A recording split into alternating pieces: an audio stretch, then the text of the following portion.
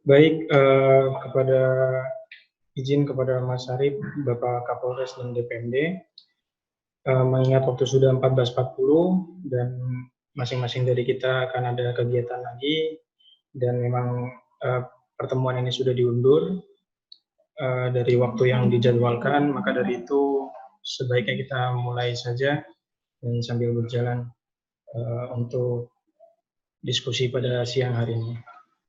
Sebelum dimulai dan sebelum nanti ke moderator, saya akan memimpin terlebih dahulu untuk diskusi kali ini, untuk acara pembukaannya terlebih dahulu. Dan saya izin kepada seluruh peserta, baik kepada narasumber juga, saya akan melakukan kontrol terhadap Zoom ini, mengingat biar kita bisa berdiskusi dengan hikmat. Baik, langsung saja kita mulai. Assalamualaikum warahmatullahi wabarakatuh. Alhamdulillahirrahmanirrahim. Terima kasih kepada Allah Subhanahu wa taala yang telah memberikan nikmat kepada kita semua, karena kita selalu diberikan kenikmatan sehat maupun nikmat lainnya, sehingga kita bisa tetap berkumpul dan kita bisa melaksanakan pembahasan atau perbincangan terkait dengan permasalahan atau polemik yang muncul pada akhir-akhir ini. Dan sholawat serta salam marilah kita panjatkan kepada Nabi Allah Muhammad SAW. Semoga kita selalu dalam cucuran syafaat beliau, baik nanti sampai di yaumil qiyamah. Dan sebelum saya mulai, saya selaku host ingin menyampaikan beberapa hal terkait dengan diskusi kali ini. Ya, pertama ialah mengenai etika diskusi kali ini. Perlu diketahui bagi seluruh peserta diskusi, bahwasanya ada beberapa hal yang harus diperhatikan dalam diskusi kali ini, yakni yang pertama, pada seluruh peserta diharapkan untuk klik tombol mute ketika diskusi sedang berlangsung. Yang kedua, tidak berbicara saat diskusi berlangsung dan berbicara hanya ketika diizinkan oleh moderator. Yang ketiga, kepada seluruh peserta ketika nanti sesi tanya jawab, diharapkan angkat tangan atau bisa mengklik option angkat tangan pada aplikasi Zoom ketika ingin bertanya, dan dimulai dengan perkenalan diri terlebih dahulu seperti nama dan asal instansi atau selaku masyarakat atau sebagainya. Dan yang terakhir ialah kepada seluruh peserta diharapkan untuk men-silent atau memode getarkan perangkat atau gadgetnya masing-masing. Kemudian langsung saja diskusi kali ini saya akan limpahkan ke moderator, yang nantinya moderator akan memimpin. Ada sambutan-sambutan terlebih dahulu dari PCNU yang kebetulan juga sudah hadir, sepertinya sudah hadir. Terus kemudian ada dari FPBH sendiri. Langsung saja kepada moderator dipersilakan untuk memimpin acara pada siang hari ini.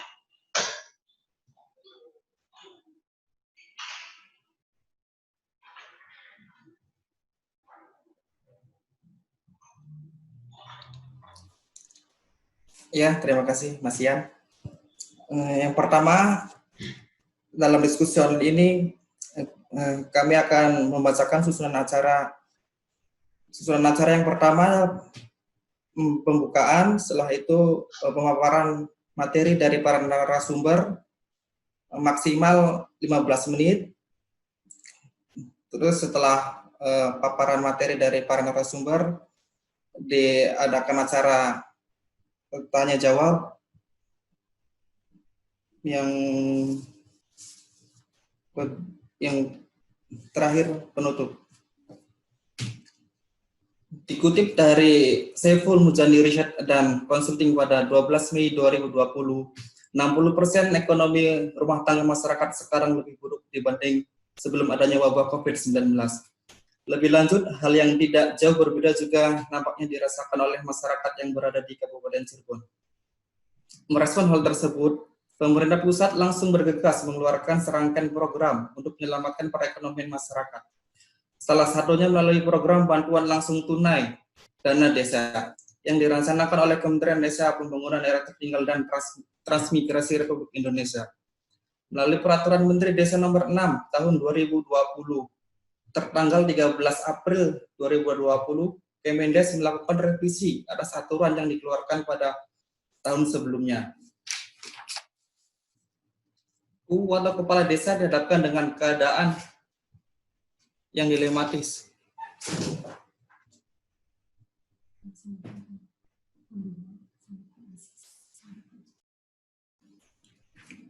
Yakni satu sisi para PU dihadapkan dengan adanya batas persenan dan desa dan nominal yang wajib dilaksanakan untuk program BLT dana desa.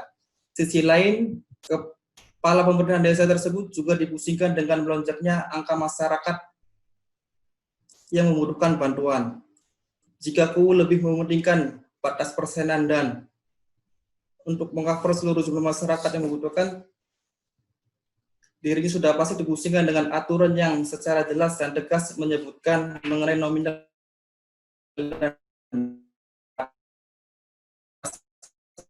persenan yang dibuat, maka dirinya akan menghadapi kritik keras dari masyarakat yang tidak mendapatkan BLT dan desa. Jika KUU menikah hal kedua, maka KUU harus bersiap dengan segala konsekuensi hukum yang ada. Berdasarkan regulasi dan realisasi yang ada, LPBHNU Kabupaten Cirebon merasa permasalahan ini harus dijadikan topik diskusi untuk menemukan suatu solusi. Tentu tidak ada langkah instan untuk menyelesaikan masalah yang begitu bertumpuk ini. Salah satu upaya yang bisa dilakukan adalah dengan selalu menjaga semangat idealitas melalui berbagai forum diskusi. Oleh karena itu, di masa pandemi ini, LPBHNU Kabupaten Cirebon ingin mengajak seluruh elemen untuk bersama-sama berkontribusi dalam bincang ahli serial diskusi online dengan tajuk Dilema KUU dalam Pembagian BLT Dana Desa antara regulasi dan realisasi.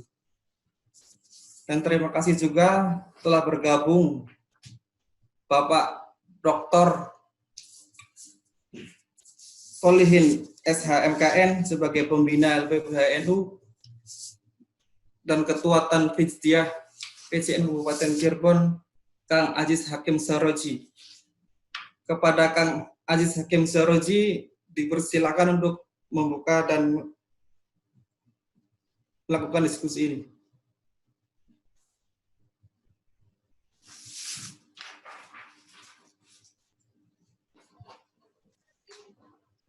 Assalamualaikum warahmatullahi wabarakatuh. Bismillah, walhamdulillah, wassalatu wassalamu ala rasulillah, wa ala alihi wa sahbihi wa man ittaba'a sunnatahu wa jama'atah bin yaumina hadha ila yaumin nahdah amma ba'du. Hadirin muhtaramin, para peserta webinar yang kami hormati dan kami muliakan, khusus kepada narasumber yang alhamdulillah telah bergabung, yaitu Bapak Kapolresta. Hadir ya Pak Kapolresta? Pak Moderator? Hadir Pak Kapolresta. Hadir ya? Hadir. Ya, Bapak Kapolresta, Bapak Yusuf Budi, SIK MSI, Bapak Imam Ustadi, Kepala Dinas DPMPD Kabupaten Cirebon, serta rekan-rekan dari LPBH PCN Kabupaten Cirebon yang kami hormati, alhamdulillah ikut bergabung. Mestinya bukan ini Pak Pembina LPBH ini, Dr. Haji Solihin SH, yang menjadi pembina di LPBH PCN Kabupaten Cirebon, peserta webinar yang kami muliakan. Alhamdulillah pada kesempatan siang hari ini PCNU Kabupaten Cirebon melalui lembaga bantuan hukum PCNU Kabupaten Cirebon menyelenggarakan satu sesi diskusi melalui online dengan tema dilema KUU dalam pembagian BLT dana desa. Saya kira tema ini sangat aktual, tema ini sangat applicable, sangat cocok dengan situasi hari ini, di mana bahwa PCNU juga sudah mendapatkan banyak pengaduan terkait dengan problem dan persoalan yang terjadi di tingkat paling bawah, yaitu di tingkat desa. Waktu bulan puasa kemarin, saya pribadi ketemu dengan beberapa kepala desa, hampir semuanya menyatakan bahwa Pak Kiai, saya bilang bahwa RT-RT ini sepertinya minta mengundurkan diri dari jabatan RT karena minta kepastian soal bagaimana penanganan COVID yang terkait dengan bantuan langsung tunai ini, itu sampai hari itu belum turun juga, sehingga RT-RT diserbu oleh masyarakat. Terus kemudian setelah hari raya, sekalipun kegiatan silaturahmi di lingkungan pesantren-pesantren dan kiai-kiai di Kabupaten Cirebon ini rata-rata tidak diperkenankan, tetapi saya sempat juga ketemu dengan beberapa kepala desa yang menceritakan soal situasi yang sepertinya kurang kondusif di beberapa tempat terkait dengan pendataan. Ada satu kepala desa yang melaporkan ke saya bahwa istihad saya di tingkat lapangan membagikan BLT ini dengan cara yang adil, sekalipun mungkin dalam konteks tertentu melanggar aturan. Nah, dia cerita kepada saya bagaimana Kang hukumnya. Saya bilang kalau mengenai hukum ya tanyakan kepada persoalan yang terkait dengan hukum negara. Saya sampaikan seperti itu. Tapi kalau dari sisi substansi kemaslahatan, saya kira tidak ada yang salah. Bahwa Anda melakukan satu istihad kebajikan yang konteksnya adalah yang maslahah. Ini yang terjadi di kebijakan di tingkat hulu. Kemudian yang paling riskan beberapa hari terakhir itu kebetulan PCN Kabupaten Cirebon mengajukan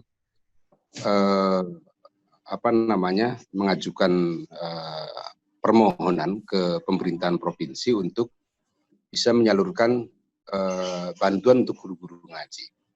Ada fakta yang menurut saya perlu didalami terutama oleh penegak hukum, dan saya minta juga pada LPBH bahwa ternyata soal pembagian ini di mana situasi COVID-19 ini justru sedang menjadi musibah, itu banyak bantuan yang konon juga dipotong-potong. Jadi misalnya ada laporan ke saya seorang guru ngaji bahwa mestinya saya dapat 150, tetapi mestinya saya dapat 300.000, tapi saya dipotong menjadi 200 atau berapa. Ada pemotongan-pemotongan yang saya tidak tahu apakah pemotongan itu untuk asas keadilan atau pemotongan itu karena ulah atau oknum tertentu. Nah, situasi seperti ini, saya sangat bersyukur Lembaga Penanggulangan Bantuan Hukum PCNU Kabupaten Cirebon melakukan inisiasi untuk mencoba membedah soal dilematika BLT ini di tingkat desa. Jadi saya kira perlu disinkronisasi dan perlu ada pendampingan, terutama kepada kubu ini yang memang mereka secara pengetahuan hukum juga perlu diberikan masukan-masukan dan pendampingan. Karena apa? Karena tadi persoalan di masyarakat itu jauh lebih kompleks ketimbang persoalan-persoalan data yang mungkin bagi dinas-dinas tertentu hanya bisa menyalurkan data, tapi tidak menghadapi secara langsung persoalan ini di tengah-tengah masyarakat. Nah, saya sangat mengapresiasi kegiatan ini, apalagi alhamdulillah Pak Kapolres juga sepertinya datang webinar ini, sehingga ada sinergitas antara LPBH yang mungkin menjadi banyak hari ini banyak diadukan oleh masyarakat, atau mungkin juga mungkin ada yang banyak konsultasi karena ini juga sepertinya bagaimana memecahkan problem problem masyarakatnya sendiri. Saya berharap dalam diskusi ini ada pandangan yang hukum yang sama terhadap ini, sehingga satu bisa memberikan solusi kepada kubu, kepada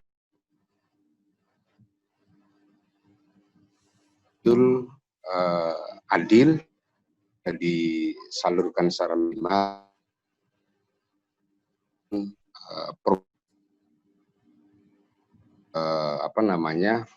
problem ekonomi akibat COVID-19. Yang terpenting lagi, dan ini perlu diketahui oleh publik, bahwa soal BLT juga saya kira menjadi persoalan baru. Jadi sekarang ini masyarakat, terutama di tingkat bawah, yang diributkan itu BLT-nya, bukan COVID-19-nya. Jadi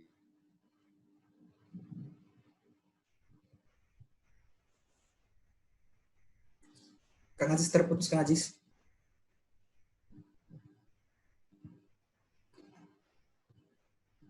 Kang Ajis. Kang Ajis.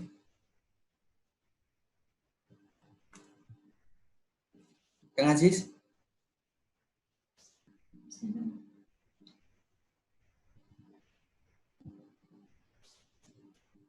Kang Ajis.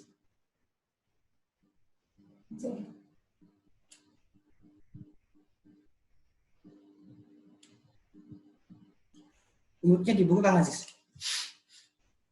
ya, saya berharap LPBH bisa memaksimalkan perkhidmatannya untuk umat agar tidak gaduh dan kita semua bisa keluar dari situasi yang sulit ini.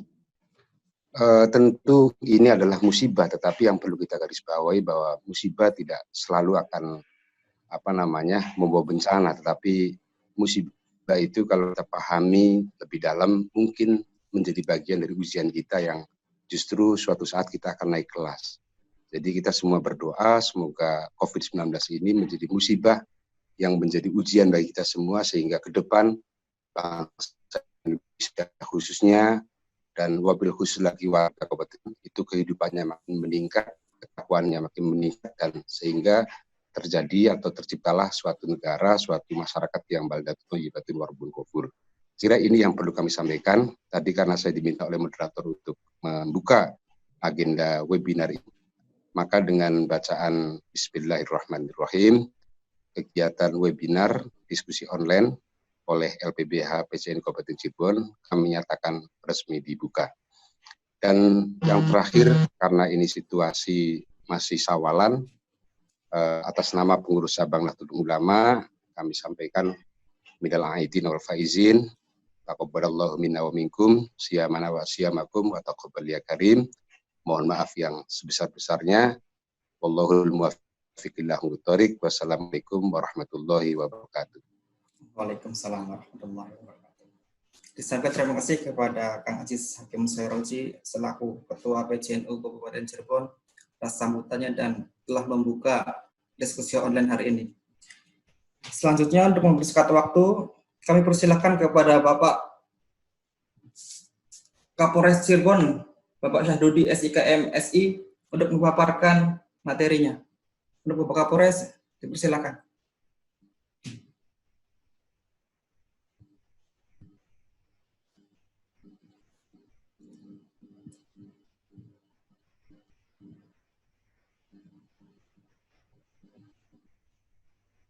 Wabarakatuh. Waalaikumsalam. Selamat siang dan salam sejahtera bagi kita sekalian. Yang saya hormati Pak Ketua PCNU Kabupaten Cirebon, Pak Kiai Ajis. Yang saya hormati Kepala BPMD Kabupaten Cirebon, hadir beliau? Nah. Yang saya hormati rekan-rekan dari LPBH NU Kabupaten Cirebon, para rekan-rekan praktisi hukum yang hadir, dan mohon maaf tidak bisa saya sebutkan satu persatu. Hadirin sekalian, peserta webinar dengan topik pembahasan terkait dengan BLT dana desa yang saya hormati dan saya banggakan. Pertama-tama tentunya marilah kita memanjatkan puji dan syukur kehadirat Allah Subhanahu wa taala, Tuhan yang Maha Kuasa, atas segala limpahan rahmat dan karunia-Nya. Alhamdulillah pada siang menjelang sore hari ini kita masih diberikan sehat walafiat. Ada.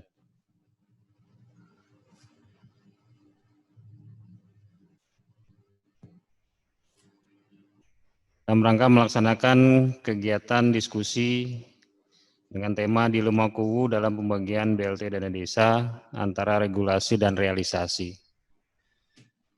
Selawat serta salam semoga tercurah limpah kepada junjungan kita Nabi besar Muhammad SAW, kepada keluarganya, sahabatnya, dan insya Allah kepada kita sekalian. Hadirin sekalian yang saya hormati, pada kesempatan yang sangat baik ini, mumpung masih dalam kondisi bulan Syawal juga, saya selaku Kapolresta Cirebon mengucapkan selamat Hari Raya Idul Fitri 1441 Hijriah. Mohon maaf lahir dan batin, taqabbalallah minna wa minkum, taqabbal ya karim. Semoga Allah Subhanahu wa taala senantiasa melimpahkan rahmat dan karunia-Nya kepada kita sekalian. Hadirin sekalian yang saya hormati, pada kesempatan saat ini saya ingin sedikit menggambarkan perkembangan pandemi COVID-19, di mana ketika Bapak Presiden Republik Indonesia pertama kali menyampaikan pidatonya pada tanggal 31 Maret 2020, beliau menyampaikan bahwa saat itu Indonesia sudah masuk kepada kondisi darurat kesehatan, di mana beliau juga saat itu mengeluarkan keputusan Presiden nomor 9 tahun 2020, nomor 11 tahun 2020 untuk menetapkan darurat kesehatan masyarakat. Kemudian beliau juga pada saat itu langsung mengeluarkan peraturan pemerintah nomor 21 tahun 2020 tentang pembatasan sosial berskala besar dalam rangka percepatan penanganan coronavirus disease 2019 atau COVID-19. Ada 3 hal yang menjadi topik pembahasan Bapak Presiden waktu itu di dalam pidatonya. Yang pertama, beliau menyampaikan bahwa kesehatan masyarakat adalah yang paling utama. Artinya beliau menyampaikan ketika ada yang sakit agar segera diobati, atau yang ketika ada yang terpapar COVID-19 segera dilakukan perawatan. Yang kedua adalah kendalikan proses tingkat penyebarannya. Yang kedua, beliau juga menyampaikan di masa pandemi COVID-19 ini agar aktivitas kegiatan usaha mikro, kecil, dan menengah juga tetap harus bisa berjalan untuk menjamin kebutuhan masyarakat, menjamin keberlangsungan hidup masyarakat, dan yang ketiga adalah pemberian jaring pengaman sosial. Ini juga harus terus dilaksanakan untuk menjamin daya beli masyarakat, memenuhi kebutuhan pokok masyarakat, sehingga aktivitas kegiatan masyarakat tetap terus berjalan meskipun di masa pandemi COVID-19 ini. Dari 3 hal tersebut yang perlu saya garis bawahi adalah terkait dengan Bapak Presiden sangat concern dengan pemberian jaring pengaman sosial, di mana di dalam implementasinya untuk Provinsi Jawa Barat sendiri ada 9 pintu masuk bantuan sosial sebagai implementasi daripada pelaksanaan jaring pengaman sosial ini, termasuk salah satunya adalah bantuan langsung tunai yang bersumber dari dana desa. Dari 9 pintu masuk bantuan tersebut, ya, seperti kartu sembako, kartu prakerja, kemudian juga ada program keluarga harapan, termasuk bantuan sosial dari Bapak Presiden, bantuan sosial dari Gubernur Jawa Barat, termasuk bantuan dari Bupati atau Wali Kota Provinsi Jawa Barat, termasuk salah satunya adalah pemberian bantuan langsung tunai yang bersumber dari anggaran dana desa. Beberapa waktu yang lalu kami juga sudah melaksanakan rapat Forkopimda Kabupaten Cirebon dengan dinas instansi terkait, termasuk juga dengan perwakilan para kuwu yang waktu itu hadir di kantor pemerintah Kabupaten Cirebon terkait dengan rencana pemberian bantuan langsung tunai yang bersumber dari dana desa. Di situ dijelaskan bahwa ada persentase yang harus dipedomani oleh para kuwu untuk bisa menyalurkan bantuan langsung tunai dana desa sebagaimana yang diatur di dalam peraturan Menteri Desa itu sendiri, di mana disampaikan bahwa untuk bantuan langsung tunai COVID-19 diambil dari dana desa yang anggaran dana desa di bawah 1,2 miliar itu bisa dialokasikan sebesar 30% dari jumlah dana tersebut. Kemudian untuk yang anggaran di atas 1,2 miliar itu bisa dialokasikan sebesar 35% daripada jumlah dana yang diterima oleh tiap-tiap desa. Persoalannya adalah tiap-tiap desa memiliki anggaran dana desa yang berbeda-beda dan juga jumlah penerima manfaat daripada dana desa tersebut atau keluarga penerima manfaat tiap-tiap desa juga berbeda-beda. Sehingga muncul kendala ketika di dalam pembahasannya bahwa untuk memenuhi pendistribusian bantuan langsung tunai dana desa yang diamanatkan oleh Permendes sebesar 600.000 per kepala keluarga selama 3 bulan, waktu itu disampaikan dari mulai bulan April sampai dengan bulan Juni ini, rata-rata mungkin tidak akan bisa menyanggupi sejumlah 600.000. Dan memang faktanya setelah kita lakukan kegiatan monitoring dan pemantauan terhadap penyaluran BLT pada saat ini, ada beberapa desa, bahkan mungkin banyak beberapa desa yang menyalurkan dana desanya tidak sampai 600.000 per kepala keluarga. Ada bahkan mungkin yang sampai antara 50.000 sampai dengan 150.000. Karena memang di samping persentase anggarannya kecil, juga jumlah keluarga penerima manfaatnya banyak. Sehingga itulah yang mungkin menjadi hal yang sangat dilematis yang dirasakan oleh para kubu pada saat ini untuk bagaimana bisa mendistribusikan anggaran dana desa secara berkeadilan dan merata tentunya. Dalam hal ini, kami dari pihak kepolisian, dalam ini Polresta Cirebon, pada saat itu juga sudah menyampaikan situasi COVID-19 ini adalah sesuatu yang bersifat darurat. Artinya, ini menjadi hal pengalaman pertama kali dari seluruh instansi maupun lapisan masyarakat, sehingga memang sesuatu yang sangat tidak terduga yang berdampak terhadap berbagai sendi kehidupan, termasuk tidak hanya dari aspek kesehatan saja yang terdampak, juga aspek ekonomi tentunya. Nah, oleh karena itu ketika situasi darurat yang terjadi pada saat ini dihadapkan kepada sumber daya yang tersedia yang dimiliki oleh negara maupun oleh pemerintah, baik pemerintah kabupaten maupun pemerintah desa, sehingga mungkin akan muncul persoalan-persoalan terkait dengan implementasinya di lapangan, termasuk salah satunya adalah permasalahan dalam pendistribusian bantuan langsung tunai yang bersumber dari dana desa. Kami sudah menyampaikan pada saat itu bahwa silahkan para kuwu, para kepala desa menjalankan amanat peraturan Menteri Desa di dalam mendistribusikan bantuan langsung tunai yang bersumber dari dana desa tersebut sesuai dengan kemampuan sumber daya yang dimiliki oleh masing-masing desa. Yang terpenting adalah bagaimana pendistribusian tersebut bisa dilaksanakan secara adil, transparan, dan akuntabilitasnya bisa dipertanggungjawabkan. Sehingga memang ketika kita melakukan pemantauan, monitoring, ada sejumlah desa yang pendistribusinya tidak sesuai dengan ketentuan yang diatur di dalam regulasi itu sendiri, kita masih bisa katakanlah memaklumi karena memang faktanya sumber daya yang dimiliki tidak sejalan, tidak sesuai dengan kebutuhan yang ada pada saat itu. Lain halnya ketika ada upaya-upaya yang dilakukan oleh oknum, katakanlah oknum kepala desa, yang memang tidak amanah di dalam menjalankan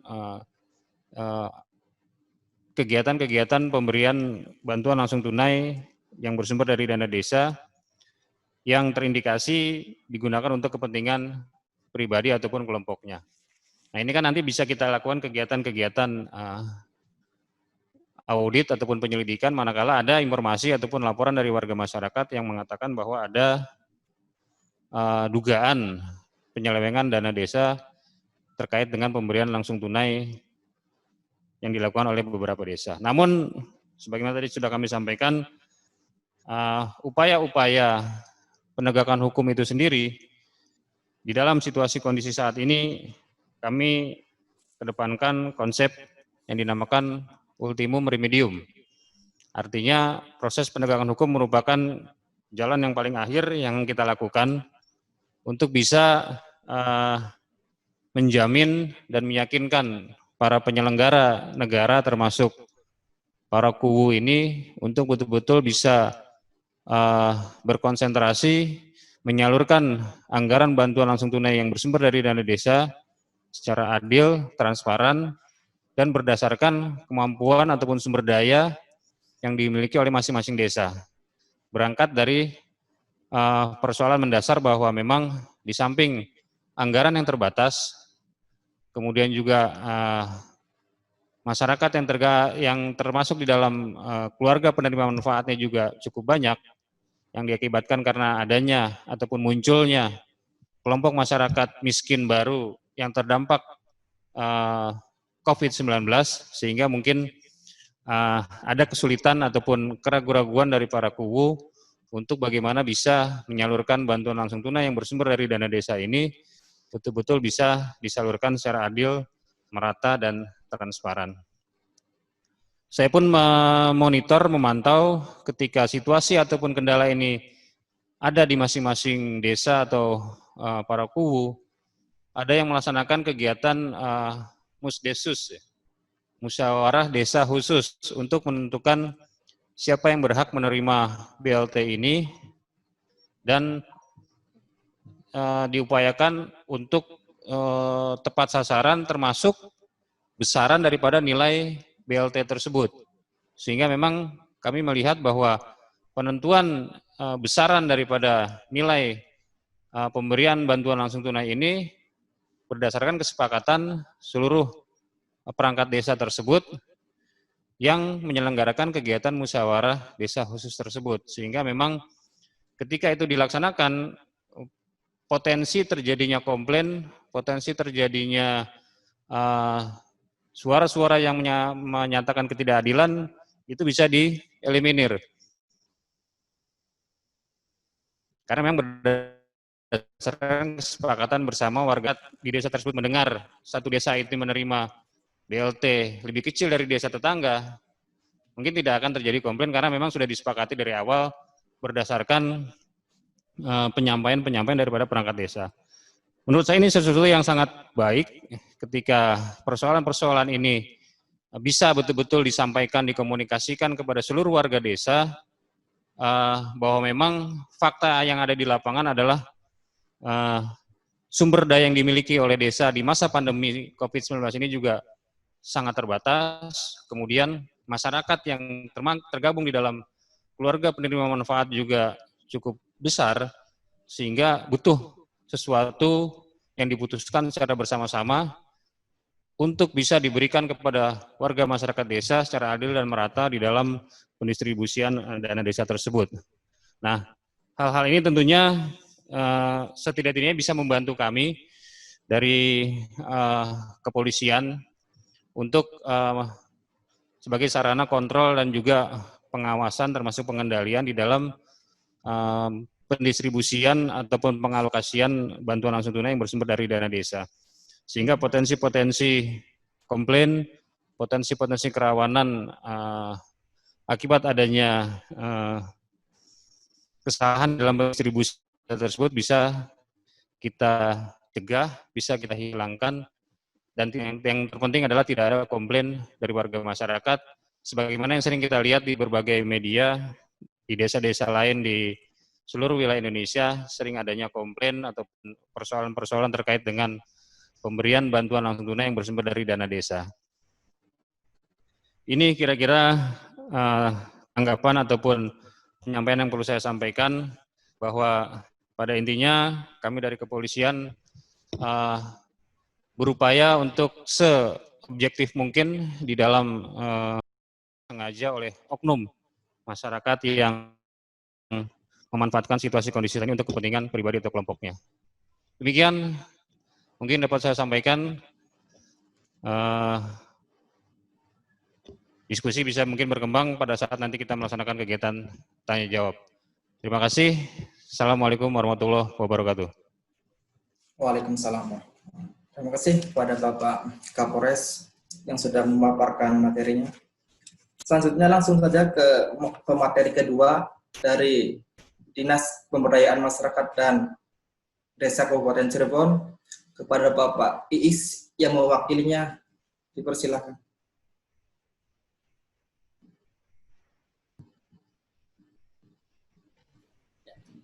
Cek. Bisa. Iya, bisa. Terdengar belum? Cek. Cek ya, masuk. Oke. Bismillahirrahmanirrahim. Assalamualaikum warahmatullahi wabarakatuh. Waalaikumsalam warahmatullahi wabarakatuh. Bersyukur kehadirat Allah Subhanahu wa taala, salawat serta salam kepada baginda Muhammad SAW. Yang saya hormati Pak Kapolres Kota Cirebon, yang saya hormati pakar praktisi hukum, dan yang saya hormati hadirin yang mengikuti acara ini. Baik,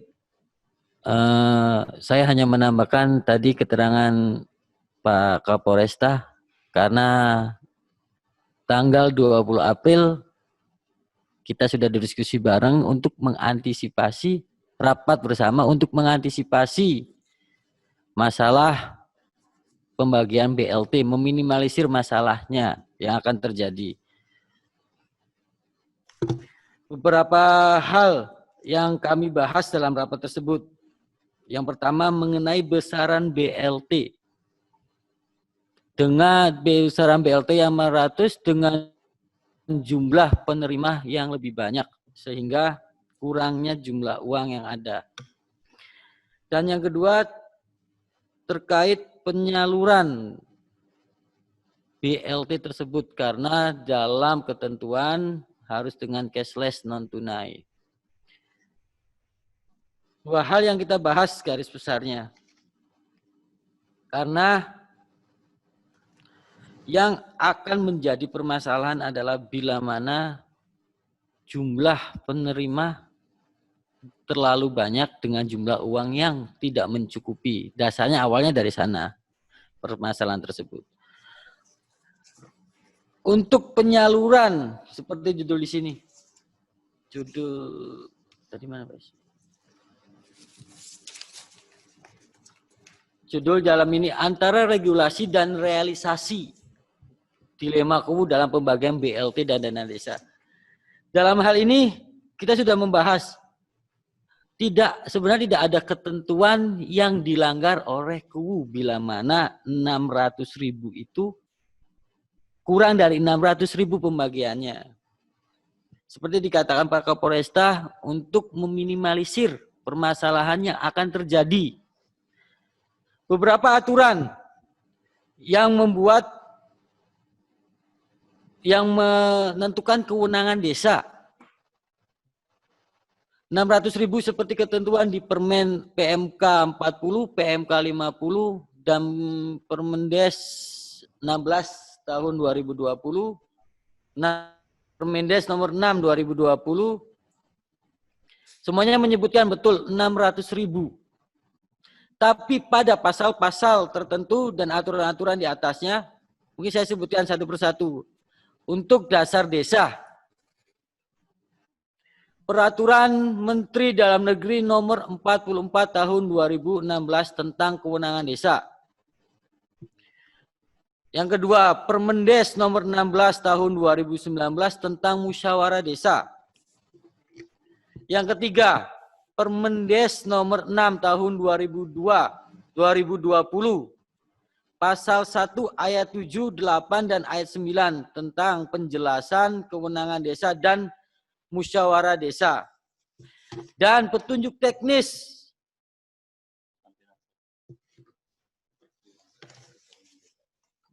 Dan petunjuk teknisnya Peraturan Bupati nomor 23 tahun 2020 di lampiran ketiga metode dan mekanisme penyaluran. Di situ disebutkan dengan mempertimbangkan keadaan sosial masyarakat dan untuk meredam penyebaran COVID. Bila dilakukan dengan metode cashless, maka penyaluran BLT dapat dilakukan secara tunai cash dengan ditetapkan melalui Mudesis sesuai dengan ketentuan Diktum ketiga angka 7 Inmendagri nomor 3 tahun 2020. Jadi, betul. Dalam hal ini desa sangat dilema. Kalau dibagikan 600.000, terlalu banyak masyarakat yang tidak terbagi. Apakah akan lebih kondusif? Dan yang kedua, ini sudah dibicarakan. Pasti akan ada komplain. Pasti akan ada yang bicara kenapa tidak 600.000. Mungkin pertimbangan di Musdesus, silakan dikembalikan ke desa masing-masing untuk pembagiannya apakah tidak kurang dari 600.000. Silakan dengan menjaga kondusivitas masyarakatnya. Jadi sebenarnya dalam hal ini tidak ada pelanggaran ketentuan yang dilanggar. Terkait permasalahan BLT, bagaimanapun yang dilakukan tetap akan ada permasalahan. Tetapi bagaimana cara yang dilakukan desa untuk meminimalisir permasalahannya. Mungkin peran kita juga untuk membantu menjelaskan ke masyarakat hal dilema yang terjadi seperti ini. Seperti yang disampaikan Pak Kapolresta, yang penting satu hal transparansi dan dilakukan dengan musyawarah. Mungkin hal itu yang bisa kami sampaikan. Untuk selanjutnya kita ke arah diskusi untuk lebih keterangan lebih lanjutnya. Terima kasih. Bila taufiq wal hidayah. Wassalamualaikum warahmatullahi wabarakatuh.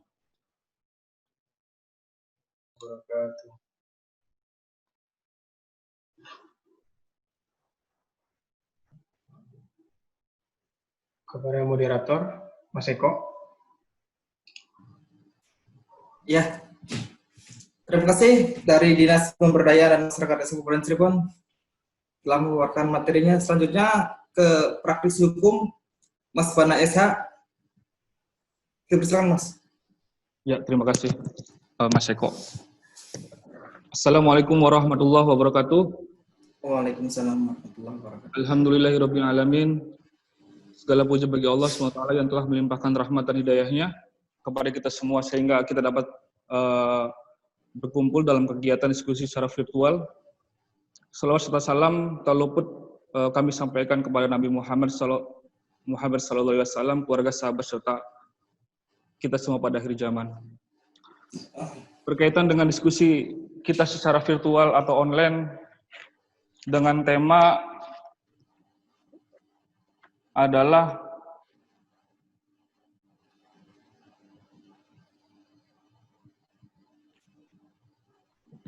sebagaimana yang akan saya sampaikan, bagaimana pandangan praktisi hukum terhadap polemik pembagian BLT dana desa.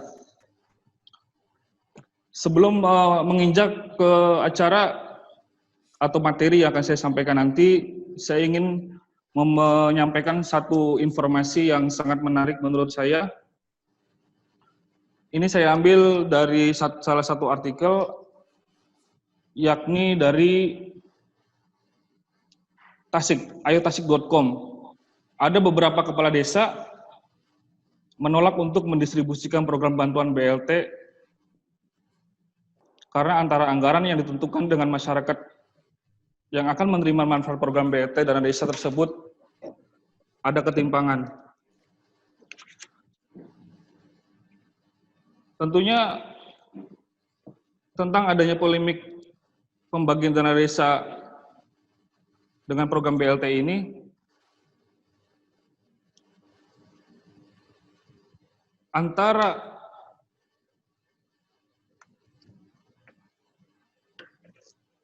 peraturan dengan realitas atau implementasinya ini harus sinkron. Bahwa untuk menarik benang merah apa yang menjadi permasalahan akibat terjadinya benturan antara Dasolen dengan Desain, Dasolen dapat dimaknai sebagai sesuatu yang diharapkan dari peraturan, sedangkan Desain adalah fakta yang terjadi saat ini. Nah, berkaitan dengan program pendistribusian BLT dana desa, kita dapat melihat dari landasan yuridis yang ada, bahwa dalam peraturan pemerintah pengganti Undang-Undang Perpu nomor 1 tahun 2020 tentang kebijakan keuangan negara dan stabilitas sistem keuangan untuk penanganan pandemi coronavirus (DCIC) 2019, Perpu tersebut menentukan bahwa melalui penggunaan dana desa dapat digunakan untuk bantuan langsung tunai kepada penduduk miskin di desa. Demikian itu telah ada penyesuaian peraturan Menteri Desa, Pembangunan Daerah Tertinggal dan Transmigrasi nomor 6 tahun 2020 yang merupakan perintah untuk melakukan refocusing kegiatan dan anggaran untuk menyesuaikan dengan prioritas akibat adanya wabah COVID Corona ini. Nah, yang menjadi permasalahannya adalah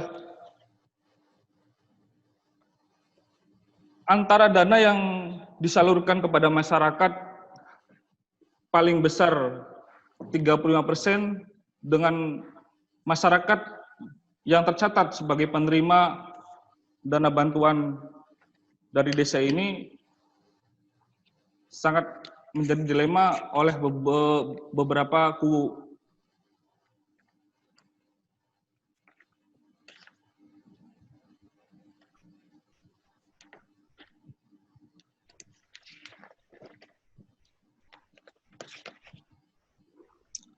Kemudian kita bisa melihat metode dan mekanisme pembagian bantuan langsung tunai ini bahwa merujuk pada Permendes PDTT atau Peraturan Menteri Desa nomor 6 tahun 2020 dalam pasal 1 angka 28 ditegaskan bahwa BLT dana desa adalah bantuan untuk penduduk miskin yang bersumber dari dana desa. Kemudian yang menjadi menarik adalah polemik dan perdebatan, yakni ada beberapa indikator tentang orang miskin yang berhak mendapatkan BLT dana desa, namun kategori BLT tersebut dipertegas dengan regulasi pada Permendes nomor 6 tahun 2020 dalam pasal 8A ayat 3, ditentukan kriteria penerima BLT dana desa keluarga miskin yang bukan penerima manfaat PKH dan penerima bantuan pangan non-tunai. Nah, yang menjadi pertanyaan adalah BLT itu hak siapa? Bahwa untuk menentukan indikator siapa yang berhak menerima BLT dana desa sebagaimana diatur dalam Permendes 6 2020 telah ditentukan tentang mekanisme pendataannya yakni oleh relawan desa lawan COVID-19. Kemudian bagaimana jika pembagian program bantuan langsung tunai dana desa secara merata? Inilah yang akan saya kupas tentang pembagian BLT secara merata ini. Saya sangat memahami problematika setiap pemerintahan desa dengan adanya program BLT dana desa yang anggaran pagunya hanya paling besar 35%.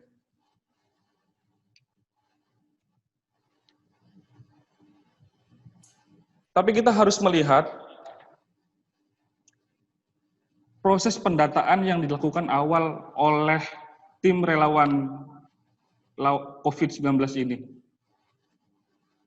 Seharusnya yang menjadi fokus daripada RT, RW, dan desa, kecamatan, dan pemerintah itu adalah masyarakat yang secara ekonomi jauh di atas, masyarakat yang kehilangan ekonomi, masyarakat yang kehilangan mata pencahariannya.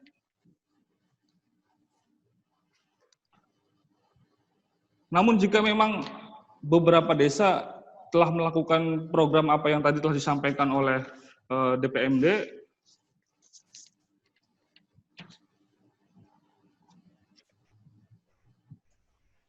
untuk menyelesaikan permasalahan dengan Musdus, tapi harus digarisbawahi apabila memang benar-benar terjadi tentang pembagian BLT dana desa, ada beberapa poin yang akan pasti dilanggar atau bentuk maladministrasi oleh desa tersebut.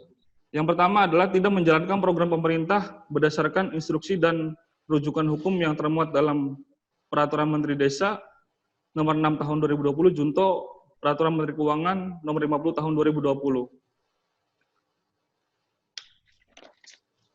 Kemudian yang menjadi permasalahan selanjutnya, apakah dengan pembagian BLT dana desa secara merata dapat menyelesaikan permasalahan?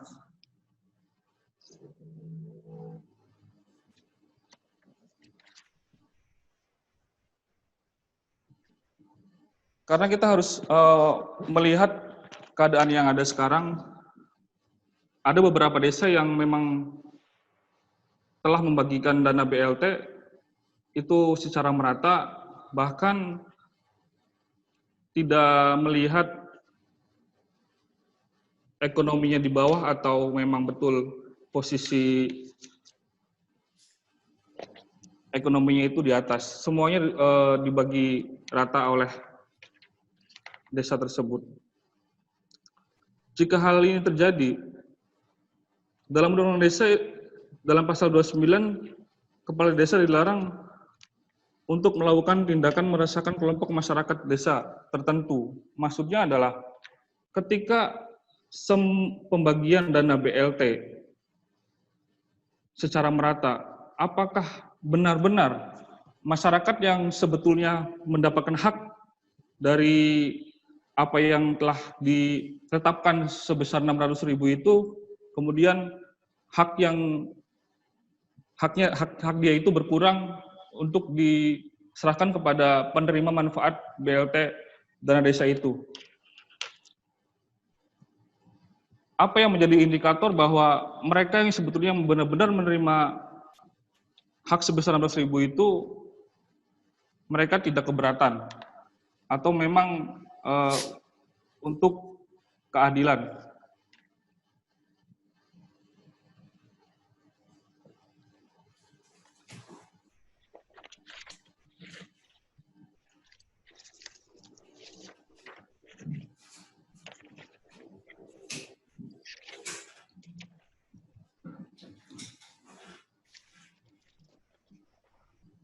Sehingga menurut hemat saya,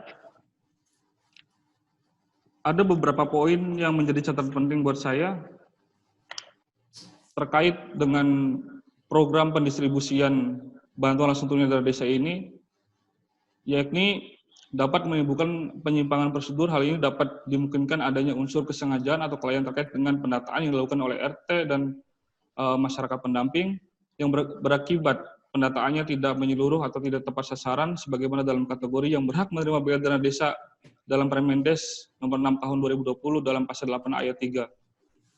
Kemudian program Kementerian Desa Pembangunan Desa Tertinggal dan Transmigrasi dengan program BLT dana desa dalam bentuk uang sangat rentan dengan budaya potong atas atau sunat karena lemahnya pengawasan dari pemerintah pusat dalam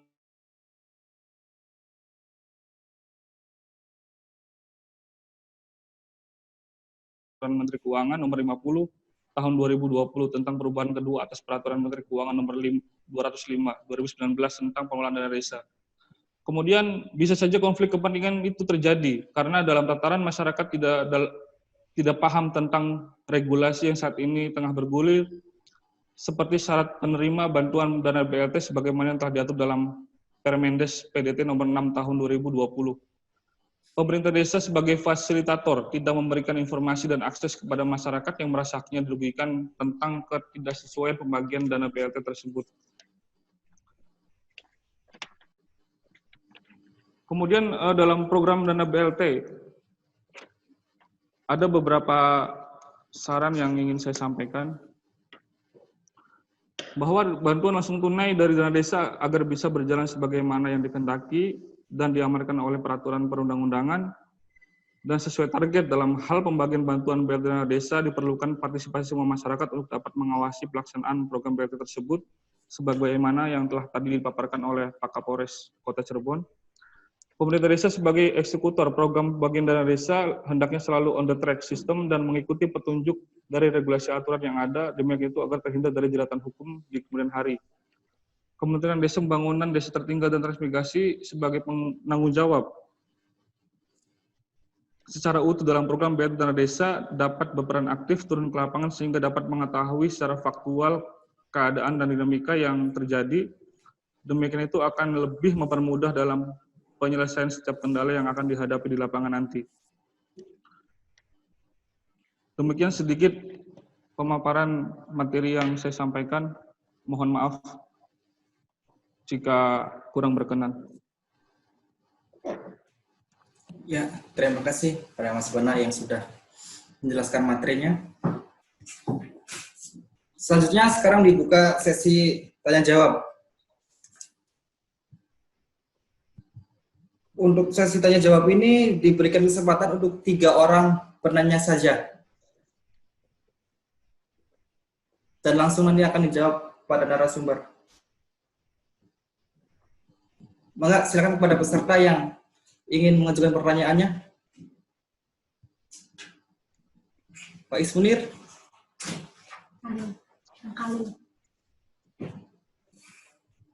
Pak Ismunir, silakan.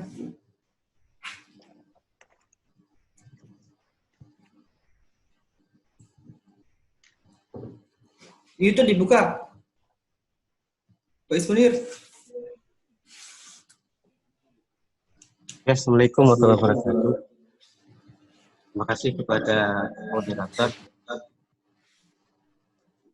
Salam untuk semua narasumber berbahagia di hari ini. Singkat saja.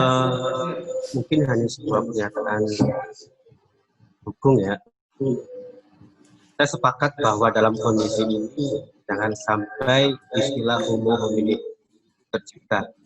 Dalam suasana COVID yang seperti ini, saya sepakat dengan bahasa bahwa dalam konteks pembagian BLT seperti yang tadi disampaikan dari pihak dan kota Kabupaten Cirebon dan bahwa ada kesepakatan yang dibuat antara pemerintahan desa dengan masyarakat untuk bagaimana tersalurkan secara efektif dana BLT di tersebut. Akan tetapi yang jadi pertanyaan saya bahwa ketika hal itu tercipta, lalu sebagai perwakilan instansi pemerintah, BPMD atau dari kepolisian dalam hal ini sebagai pengaman wilayah, ketika ada konflik-konflik, masyarakat yang tidak mengerti dengan konsep kesepakatan tadi, langkah yang dilakukan oleh kepolisian dan DPRD seperti apa? Mungkin itu saja yang mau saya tanya. Terima kasih. Assalamualaikum warahmatullahi wabarakatuh.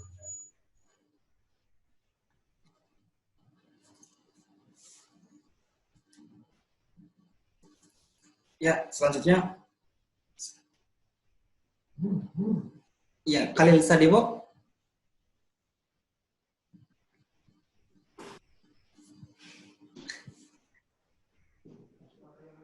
Halo Pak Moderator, saya mau Kang nanya. Khalil. Nanti dulu. Fuad Nazil nanti dulu. Khalil Sadebo dulu.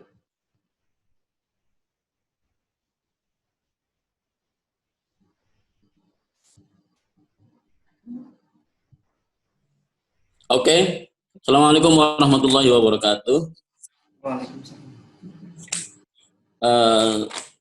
Sebenarnya saya ingin panjang lebar soal soal pembagian BLT, khususnya pembagian BLT yang merata. Sebab ini yang menjadi poin utama kita atau masalah utama kita di tingkat desa. Tadi kita mendengar meskipun perlu juga dikaji secara mendalam, tadi ada yang melegalkan dalam tanda kutip apa yang disampaikan oleh DPMD terkait dengan pembagian BLT secara merata. Tadi disebutkan ada Permendes, kemudian di Perbub juga, di Juklak Indonesia juga disampaikan. Nah, tetapi pertanyaannya adalah kenapa pemerintah Kabupaten Cirebon misalnya, khususnya Bupati tidak mengeluarkan aturan atau edaran petunjuk teknis yang seragam. Seandainya atau sudah seharusnya kalau memang aturannya dibolehkan atau ada payung hukum yang kuat untuk melegalkan pembagian merata, sebenarnya Bupati bisa mengeluarkan Perbub petunjuk teknis pembagian BLT agar seragam. Nah, ketidakseragaman pembagian BLT ini justru berdampak buruk di masyarakat. Tidak seragamnya memang ada protes, seragam apalagi misalnya, atau merata apalagi. Kemudian kalau merata, saya tidak setuju merata dilegalkan, sebab di situ ada pelanggaran prinsip keadilan. Masa iya orang kaya dapat, miskin dan kaya dapatnya sama misalnya. Kalau pemerataan bisa direvisi dengan diperluas penerimanya dengan tingkatan klaster nominalnya gitu misalnya. Tadi pertanyaan saya adalah kenapa Pemkab tidak mengeluarkan aturan apapun, SE atau Perbup, yang menjadi petunjuk teknis bagi desa dalam penyeragaman kebijakan di tingkat desa, sehingga antara desa satu dengan desa lain tidak saling cemburu. Misalnya di satu desa 600 karena tidak merata atau patuh pada aturan Permen desa, di desa lain dirata mendapat 100 atau 150. Terakhir, saya ingin sampaikan bahwa persoalan ini berangkat dari lemahnya data di kita dan lemahnya pemerintah dalam mengkonsolidir. Sebenarnya ada 7 skema bantuan yang bisa didapat oleh masyarakat di tingkat desa. Ini kok kita terpaku pada BLT saja. 7 skema itu, hitung-hitungan saya, kalau misalnya seluruh skema itu diperjuangkan oleh pemerintah Kabupaten Cirebon, maka 50% minimal masyarakat di desa itu semua mendapatkan bantuan dengan skema yang sama. Misalnya begini, di gubernur itu besarannya 500, yang mirip-mirip tidak jomplang lah. BLT 600, kemudian di Kemensos itu 600.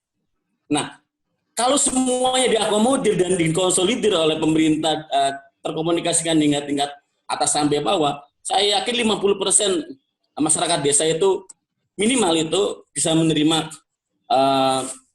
bantuan yang besar. Saya ketimpangan ini justru berpotensi pada manipulasi.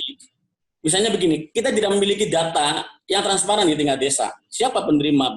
Dari mana bantuan itu turun?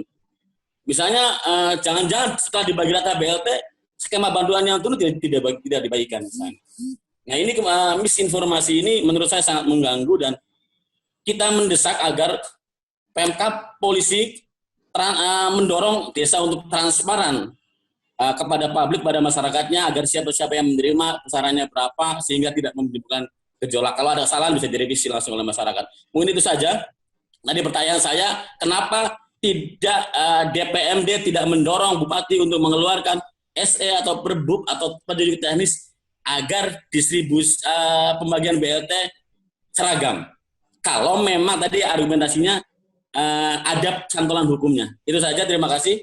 Akhirul kalam, wassalamualaikum warahmatullahi wabarakatuh. Waalaikumsalam. Berarti pertanyaannya ditujukan kepada DMPD ya, Kang Khalil? Sama kepolisian juga soal transparansi, itu mendorong transparansi. Ya, terima kasih Kang Khalil. Moderator mau nanya. Selanjutnya, Saya. Moderator. iya, Pak Nazli, silakan. Ya. Pertanyaannya mungkin tidak jauh beda dengan yang lain. Iya, langsung saja pertanyaannya. Ya. Di awal kan sudah dijelaskan ya, bahwa pada intinya adalah secara penyaluran harus ada transparansi yang jelas ya. Jika BLT DD itu seharusnya 600.000, namun realisa di masyarakat tidak demikian. Ada yang 100.000, bahkan ada yang 50.000. Nah, itu tadi dijelaskan atau dipernyataan oleh Pak Kapolres. Dengan alasan adalah pemerataan dan kondisivitas. Nah, namun pada pertanyaannya adalah, yang pertama, karena tidak ada legalitasnya, maka bagaimana bentuk laporan? Nah, ini kan harus harus merata. Bagaimana ini laporannya? Ini pertanyaan untuk DPMD. Yang kedua untuk Kapolres. Jika memang tidak sesuai dengan normatif atau norma yang ada, apakah hal tersebut dibenarkan? Dengan alasan apa dibenarkannya? Mungkin seperti itu. Terima kasih.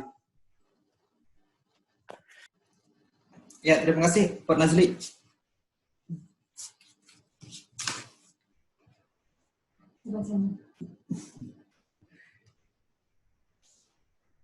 Ya, kita simpulkan pertanyaan dari Pak Munir.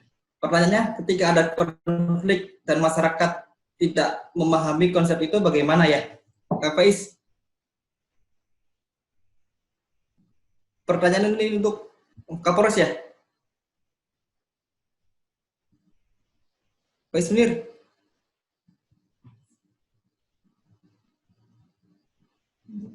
Pak Munir? Pertanyaan ditujukan kepada Kapolres. Untuk semuanya.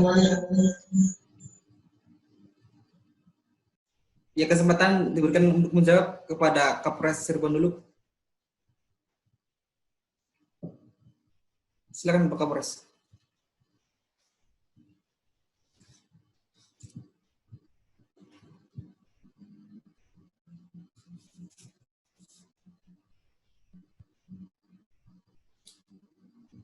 Pak Kapolres.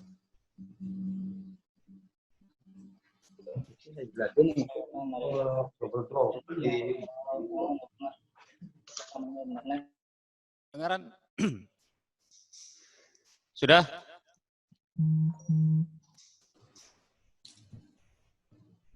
Jadi kaitan dengan transparansi di dalam penyaluran BLT dana desa ini, ya memang ini menjadi salah satu harapan kami sebenarnya ketika para kuwu atau perangkat desa yang berusaha untuk membuka seluas-luasnya kaitan dengan pendistribusian BLT ini, ya sebenarnya akan lebih memudahkan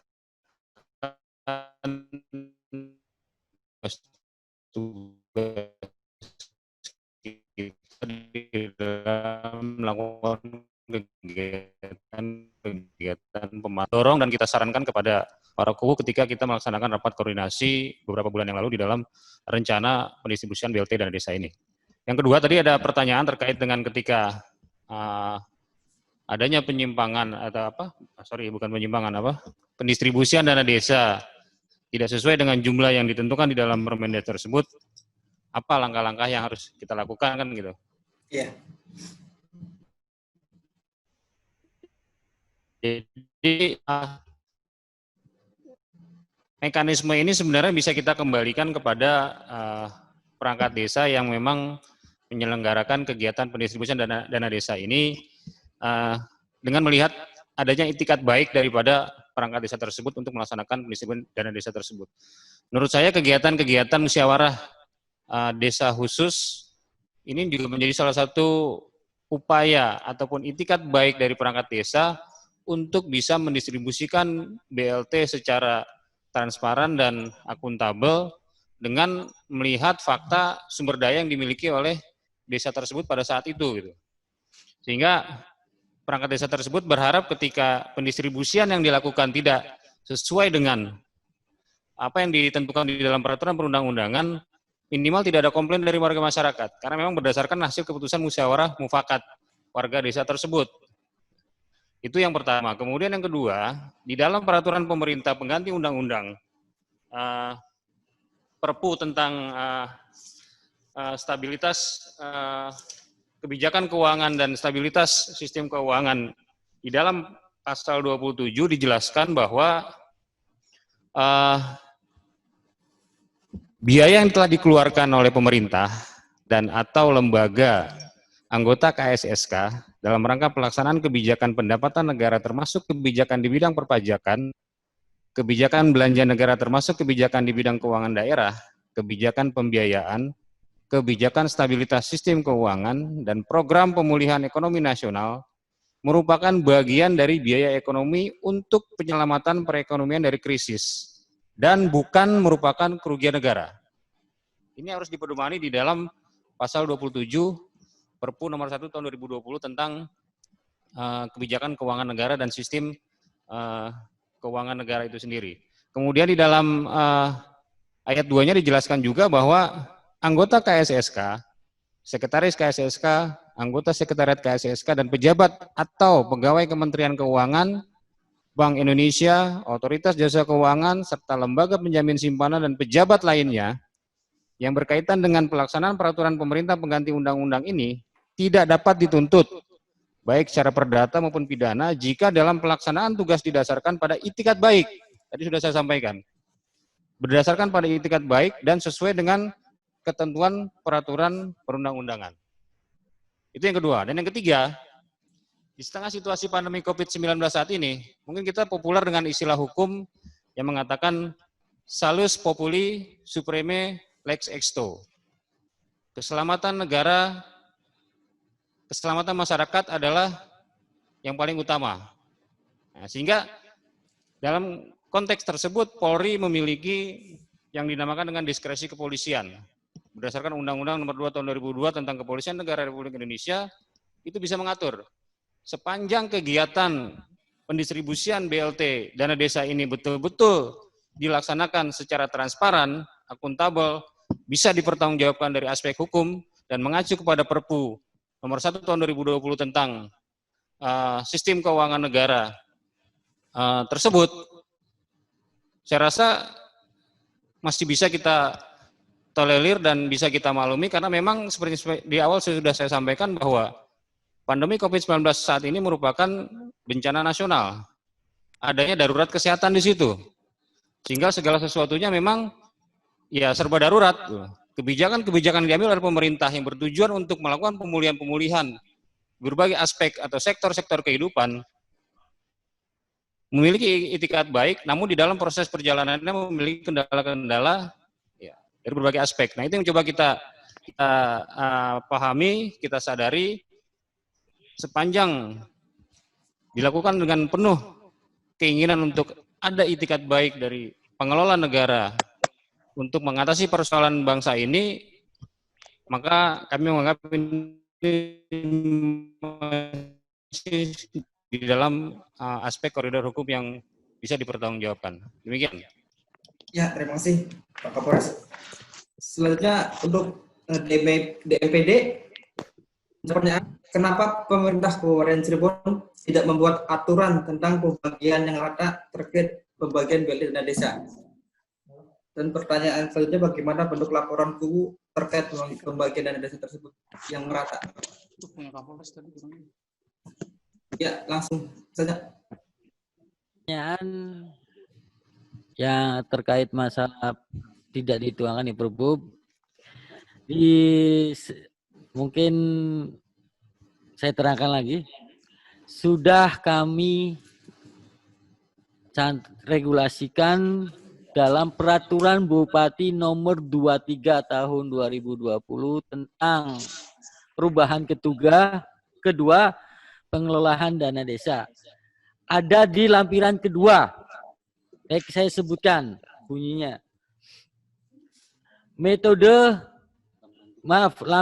Saya ulangi, lampiran ketiga. Perbup 23 tahun 2020. Lampiran ketiga, metode dan mekanisme penyaluran. Besaran BLT dana desa sebesar 600 per bulan per keluarga atau besaran bantuan sesuai jumlah sasaran penerima BLT dana desa di wilayah kerja desa masing-masing dengan ditetapkan melalui Musdesus. Itu cantolannya, melalui Musdesus. Yang keduanya, dengan mempertimbangkan keadaan sosial masyarakat dan untuk meredam penyebaran COVID-19 bila dilakukan dengan metode cashless, maka penyaluran BLT dana desa dapat dilakukan secara tunai dengan ditetapkan melalui Musdesus sesuai diktum ketiga angka 7 Inmendagri nomor 3 tahun 2020. Jadi sebenarnya sudah ada di Perbup 23 tahun 2020. Baik, untuk penjelasan laporan. TPS. Terima kasih. Kami tambahkan berkenaan dengan pertanyaan yang tadi bahwa Kabupaten Cirebon tidak mengeluarkan regulasi itu sebenarnya salah besar. Kami di Perbub 23 itu merupakan perubahan kedua tentang penggunaan dana desa tahun 2020. Dari Perbub saja sudah kita 2 kali membuat regulasi, itu satu. Yang kedua, tadi sudah dijelaskan bahwa dalam proses di situ ada peluang bahwa desa itu berhak menyelenggarakan pemerintahannya sesuai dengan kewenangan desa, itu juga dimulai Permen Desa nomor 6 yang merupakan perubahan Permen Desa nomor 11, itu di lampiran 1 di dalam prioritas penggunaan desa sudah dijelaskan bahwa Perdes tentang kewenangan desa adalah sebagai bukti bahwa desa itu berhak mengatur rumah tangganya sendiri termasuk dalam penggunaan dana desa. Itu di lampiran Permen Desa nomor 6 di lampiran 1 tentang prioritas penggunaan desa. Di Perbub kami juga di 23 itu dijelaskan di Perbub lampiran 2-nya jelas. Tidak satu kata pun atau kalimat kita kurangi di situ, kita sadur. Ini sebagai penjabaran bahwa memang di tiap desa sangat tidak mungkin alokasinya diseragamkan, misalkan dibagi rata 100 atau 150. Karena perlu diketahui, pagu dana desa masing-masing desa itu tidak sama.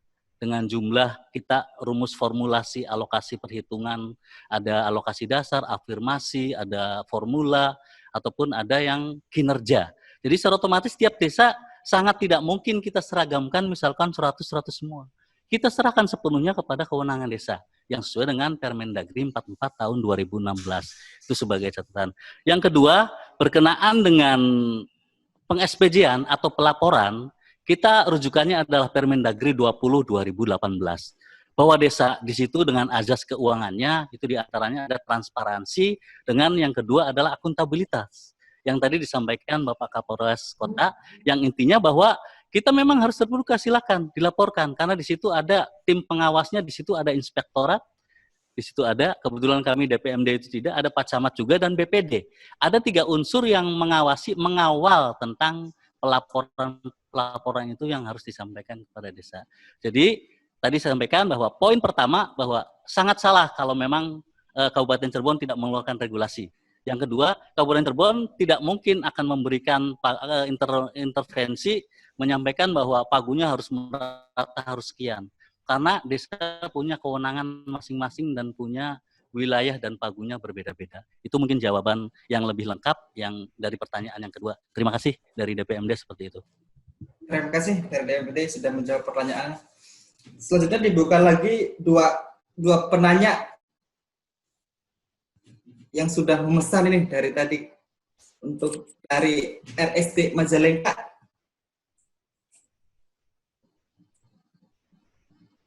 RSD Majalengka. Baik, Assalamualaikum warahmatullahi wabarakatuh. Selamat sore, salam sejahtera untuk kita semua.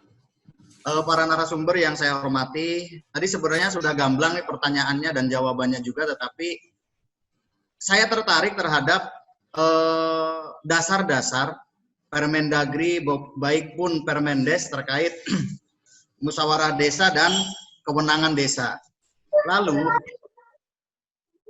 persoalannya adalah masyarakat kita ini itu tidak mengerti terkait hal tersebut. Jadi pro dan kontra yang mengakibatkan gesekan di lapangan. Padahal apa yang dilakukan oleh desa melalui musdesusnya dan transparansinya itu sudah menurut saya sudah legal merujuk kepada Permendagri nomor 44 dan Permendes. Nah, PR-nya bagaimana kemudian pemangku-pemangku kebijakan, baik itu dari Kapolres juga, BPMD, dan yang lainnya, mampu mensosialisasikan hal tersebut. Gitu. Jadi mungkin itu saja yang saya ingin sampaikan. Jadi mohon disosialisasikan agar masyarakat tahu, karena saya yakin lebih banyak yang tidak tahu terkait apa tadi Permendagri dan Permendes tersebut. Dan mendorong kemudian aparat desa melakukan musdesus, dan kemudian karena di beberapa desa tidak ada yang melakukan itu, dan transparansi, itu saja. Dan yang paling penting adalah transparansi itu nyaris berapa banyak di desa-desa itu tidak melakukan itu. Jadi itu yang ingin saya tekankan terhadap pemangku kebijakan agar bisa nge-push pemerintahan desa untuk transparansi. Itu saja, terima kasih. Assalamualaikum warahmatullahi wabarakatuh. Ya, terima kasih Resti Majalengka. Selanjutnya yang mau nanya lagi Husni. Ya, Assalamualaikum warahmatullahi wabarakatuh. Waalaikumsalam warahmatullahi wabarakatuh. Dengar Ketua suaranya? Dengar, jelas. Ya, salam hormat buat semuanya, buat para pembicara, buat pengurus LPBHNU, buat DPMD, buat Bapak Kapolresta, dan semua yang sudah hadir pada acara Zoom meeting ini. Mungkin saya tidak akan menambah waktu untuk memperpanjang diskusi ini dengan pertanyaan. Lebih kepada, barangkali saya pengen titik evaluasinya perlu ditekankan di sini. Karena sebetulnya BLT itu lebih menjadi dampak dari ketegasan sekaligus kesiapan daripada pemerintah pusat. Karena bagaimanapun sebetulnya BLT-DD itu adalah anggaran yang diambil dari pos Kemendesa. Sedangkan opini yang berkembang, itu dana desa itu harus semuanya disampaikan kepada masyarakat yang terkena dampak COVID ini. Jadi tidak fair ketika masyarakat desa juga atau elemen-elemen dari kita yang terkait menganggap itu harus dapat semua, karena ada kementerian-kementerian lain yang punya kewajiban untuk memberikan kompensasi daripada masyarakat yang kena dampak itu sendiri. Jadi evaluasi yang pertama dari saya adalah jangan dulu pihak-pihak atau variabel-variabel terkait yang penting dalam kebijakan ini mengedepankan opini sebelum adanya regulasi yang pasti daripada pemerintah-pemerintah yang di atas, baik itu berbentuk permen, PP, maupun yang lainnya. Kadang teman-teman di bawah, baik dari dinas, baik dari kepolisian yang di bawah, maupun dari masyarakat, desa, itu yang berkembang itu opini-opini terlebih dahulu. Jadi harus dibagi rata. Sedangkan regulasi belum ada kepastian. Waktu itu, waktu pertama-tamanya. Jadi masyarakat sudah kadung tahu bahwasannya dana desa itu untuk semuanya dibagikan dalam bentuk BLT. Jadi ini penting karena BLT yang relatif kurang kondusif ini akibat dari ketidaksigapan dan ketidaksiapan dari pemerintah dalam bentuk bantuan-bantuan tersebut, baik secara data maupun secara di lapangan penyalurannya. Karena yang saya tangkap begitu, di bawah itu datanya carut-marut, sehingga yang kena dampak adalah penyaluran daripada BLT itu sendiri, baik dari bantuan Kemensos maupun bantuan-bantuan dari provinsi ataupun kabupaten, datanya belum jelas, akhirnya yang kena dampak itu adalah BLT itu sendiri. Jadi BLT itu bukan akar persoalan menurut saya. Jadi lebih kepada dampak dari ketidaksiapan data-data sekaligus realisasi penyaluran bantuan itu sendiri. Kepolisian juga mungkin dibuat bingung karena opini yang berkembang daripada teman-teman yang leading sektor di desa itu disampaikan kepada teman-teman kepolisian itu harus bagi rata di awalnya. Sedangkan tiba-tiba regulasi melalui proses mekanisme 2 kali perubahan Perbup nomor 23 tahun 2020 itu awalnya itu ada angka 600-nya. Terus keduanya awalnya itu tidak ada angka 600-nya di Perbup itu. Terus di perubahan 1 itu muncul angka 600. Terus di perubahan yang kedua itu tidak ada lagi angka 600 tetapi langsung diarahkan kepada peraturan-peraturan yang lebih tinggi yaitu 600 tentunya. Terkait kewenangan desa juga saya kira tidak lantas kemudian menjadi legitimasi hukum untuk desa agar desa itu sewenang-wenang dalam mengambil kebijakan untuk distribusi BLT itu. Di dalam Musdesus itu sebetulnya poin yang paling pentingnya ada dua. Yang pertama itu adalah menentukan penerima-penerimanya. Kita sisir, kita selesaikan, kita godok, kita sortir di situ dalam Musdesus. Bukan kemudian mengambil kebijakan berapa nilainya, karena nilainya itu di dalam PMK, di dalam Permendes nomor 6 tersebut, PMK juga itu sudah jelas 600 tidak bisa diganggu gugat dan belum pernah ada aturan yang bisa mentolerir itu. Sekalipun aturan tentang kewenangan desa itu, kewenangan desa itu hanya hal-hal yang tidak kemudian diatur secara pasti oleh pemerintah yang di atas atau kementerian yang di atas ataupun regulasi yang di atas. Jadi saya kira Musdesus itu dua poin penting. Yang pertama itu adalah menentukan penerimanya agar kemudian bisa disepakati bersama, bisa dijaga bersama, bisa diamankan bersama oleh pihak kepolisian juga, bahwasanya yang menerima itu adalah ini sesuai dengan hasil Musdesus. Jadi ketika ada gejolak, ya sudah, kekuatan hukumnya sudah jelas. Majelis yang terbawa itu adalah Musdesus dan sudah disepakati oleh masyarakat desa melalui penyelenggaranya yaitu BPD, ya sudah tidak bisa diganggu gugat lagi. Jadi di situ pentingnya Musdesus. Yang kedua adalah menentukan apakah cash ataupun cashless, tunai ataupun non tunai. Itu. Jadi dua poin itu yang menentukan. Kemudian yang menentukan apakah desa itu aman atau tidak, itu adalah kepolisian. Bukan lantas kemudian desa ataupun pemerintah di luar kepolisian mengkategorikan atau mengidentifikasi desa saya tidak aman, desa saya harus bagi rata karena tidak kondusif. Saya kira itu juga kurang terlalu fair, kurang terlalu bijak, karena bagaimanapun kita perlu kepastian hukum. Regulasinya sudah ada, sudah jelas, sudah pasti dan sudah berlapis-lapis. Jadi tinggal kita menjalankannya sebagaimana regulasi. Kemudian di bawah, sebetulnya di Kabupaten Cirebon juga, secara regulasi, secara administratif, secara Musdesus, itu sudah sesuai regulasi semua. Yang kemudian ada cerita-cerita bahwasannya ada yang dibagi rata, ada yang tidak 600, itu sebetulnya secara adat, secara kultur, secara pribadi, di luar kesepakatan formil Musdesus. Jadi antara pribadi dengan pribadi, antara barangkali tetangga saya yang kurang mampu, dia atas asas solidaritasnya mau berbagi kepada orang yang tidak mendapatkan bantuan tersebut. Jadi sebetulnya secara hukum, Mas Husni cukup Husni. Intinya apa? Intinya aja. Ya, sudah jadi itu panjang ini.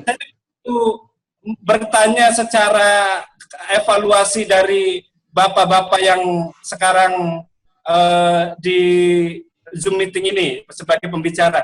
Jadi evaluasi ini penting karena yang pertama itu adalah dari data yang kurang siap, penyaluran yang masih gagap. Jadi ke depan kita yang paling prioritaskan itu adalah regulasi, jangan dulu opini. Sebelum ada regulasi, jangan beropini terlebih dahulu bahwasannya ini harus dibagi rata dan sebagainya. Saya juga minta itu evaluasi dari bapak-bapak atas BLT ini karena bagi saya itu bukan akar tapi dampak, yang kena dampak dari persoalan yang lainnya karena memang corona ini rata-rata negara tidak siap dalam penanganannya. Mudah-mudahan Indonesia tetap jaya melalui new normal. Kita juga ada kebangkitan ekonomi dengan diimbangi terus protokol-protokol kesehatannya. Salam hormat buat pengurus LPBHNU, Kapolres, dan DPM, Bapak-Bapak DPM. Mudah-mudahan desa terus menerangi Indonesia. Terima kasih. Itu saja dari saya. Wallahul muwaffiq ila aqwamit thoriq. Wassalamualaikum warahmatullahi wabarakatuh. Waalaikumsalam warahmatullahi wabarakatuh. Terima kasih Mas Husni yang sudah panjang lebar memberikan saran dan pendapatnya untuk dinas-dinas yang terkait. Nampaknya dua orang terakhir ini tidak menekankan kepada pertanyaan, hanya sekedar saran kepada pihak-pihak terkait. Maka dimohon untuk pihak-pihak terkait dapat didengar saran-saran dari peserta diskusi ini. Selanjutnya diskusi ini kita selesai dan waktu juga sudah menunjukkan lewat 16 10 dan saya balik ke host. Baik, terima kasih kepada Mas Eko Febriansyah sebagai moderator. Sebelum acara yang ditutup, kami selaku host dan moderator dari LPBH NU Kabupaten Cirebon mengucapkan terima kasih yang sebesar-besarnya kepada narasumber, wabil khusus dari Polresta Cirebon, dari DPMD, selaku dinas terkait, dan juga dari Mas Bena yang telah menyampaikan materi yang mencerahkan kepada masyarakat semuanya terkait hari ini atas polemik yang terjadi dan cukup menjadi isu yang hangat di Kabupaten Cirebon. Kemudian pengumuman selanjutnya kepada para peserta yang sekiranya menginginkan sertifikat, monggo bisa melihat chat Zoom karena nanti sertifikat akan diberikan sesuai dengan permintaan peserta. Langsung mengontak CP yang ada di chat Zoom meeting ini. Terima kasih. Itu saja yang bisa kami berikan kepada masyarakat dari LPBH NU. Kurang lebihnya kami mengucapkan mohon maaf atas segala kekurangan. Wassalamualaikum warahmatullahi wabarakatuh. Waalaikumsalam.